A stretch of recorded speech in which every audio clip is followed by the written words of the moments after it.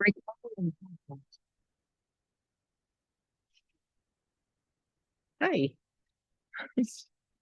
My audio has been weird today, so hopefully this works and you can hear me. Hi. This is, I will cut this up. What? Hi, this is nope. What? Hmm. Hi. Hi. Hello. Oh, reset, reset, reset. That's like, okay. Hello. Hi. This is the July 2026 mailing. I'm Kelly. I'm the creator behind Wild Horse Heart Studio. And so, a warm welcome to new members of the Pony Express Connection Club, and sincerest thank you to those who have been here since the start. I am so glad that you are here. I hope that this little club brings you art, yes, a connection, and a little bit of just happy mail to your mailbox each month. Last month, you met the fire horse and learned more about my love for horses generally. I heard back from some of you, and truly it buoyed me up.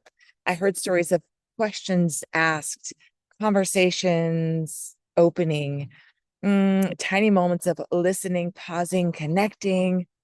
I heard where some of you put your fire horse stickers, and then you shared some of those moments that you had with me, which meant the little threads kept weaving, tiny gossamer threads of connection pulling us a little closer. This month, I am sharing a glimpse of, well, the oasis through the artwork here of the oasis. And that's the name that we've given this land that we currently steward here in Washington State.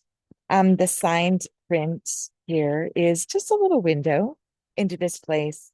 On the back, there is sort of a little, I don't know, bingo card-ish sort of thing, inviting you to maybe look at some specific connections or make up your own in a certain kind of way to reconnect. The smaller postcard I love is a reminder to both touch grass and feel ground, offering a different perspective, I think, depending on which way you hold it. And then the connection card. And I think it carries the words that I most want to tuck into your heart this month, and that is, you are the oasis. All right. Hold that thought for a moment. That is my hello and welcome, friends. And I'll see you around for folks taking off. If you want to stick around for the rest of this, I'm just going to read the letter along with or to you, however you choose to engage that. Hello, friend. Touch grass is usually internet speak for please log off, beloved, go outside. Remember, there is a world beyond the screen. You are not actually required to become one with your inbox. And I do mean that tenderly with love. Please hydrate, gaze for a few moments at a tree, breathe in the moment. But also, there's more. Sometimes I step outside and hear the creak. I watch a bird do some totally ordinary bird thing. I notice light and shadows on a leaf, silty mud by the water's edge, or the ridiculous persistence of wild growing things. And something in me softens, something returns. Not because anything is different, that anything got solved, or suddenly I become a serene woodland fairy with excellent boundaries. but because, but because my body remembers. Oh, I am here. I am part of the world. Something is holding me. That is what I mean by feel ground. Not just think about ground, not perform groundedness, not force calm over the top of what is real. Feel what is underneath you, what supports you around and inside of you.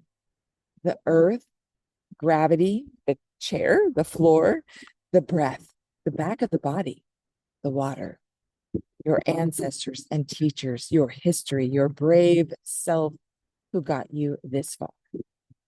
I keep loving the word ground because it means so many things. In painting, a ground is the prepared surface beneath the image. When I paint with oils, I use a ground, a tonal wash of color, warm brown, red, gray, green, gold. That ground affects how every color above it is seen. It can clear the distortion of white canvas, create a shared undertone, give the eye a middle value to measure from, and help lights, shadows, and colors relate to each other. It may not be what you notice first or even is seen at the end, but it changes how the whole painting comes alive. That feels very somatic. The body is often the ground of perception. When we are dysregulated, things can look sharper or flatter, more threatening or more chaotic. When we have ground, we may not see a different world exactly, but we may see the world with more depth, contrast, and choice. In electricity, the ground is a path for charge to move safely. It prevents overload. It gives excess energy somewhere to go. And that one feels especially alive somatically. I wonder if so much distress is excess charge with nowhere to complete. Adrenaline, fear, activation, tension, words unsaid, boundaries crossed, grief held too long. Grounding gives the nervous system a path, not to erase the charge, but to let it move through, out burning you out from the steady place inside you. To feel ground is to remember, I know where I am. I know what I value. I can stay in contact with myself while staying in relationship with you. I can hold a boundary without becoming cruel. I can take up space without taking over. From a grounded place, I can respond.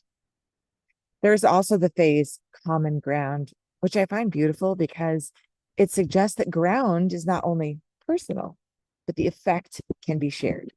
It is the place where people can meet, not because they agree on everything, but because there is enough mutual reality, dignity, and safety to stay in conversation. So maybe the through thread is this: ground is what lets energy, perception, and selfhood become organized enough to relate. It is support, it is contact, it is the foundational layer that reveals the image. It is the path that discharges what is too much. It is the place from which you stand. It is the reality to which you return. It is the boundary between floating away and being here. And somatically, I feel like I have a bug. This is not in the letter, friends. Sorry, I just. Okay.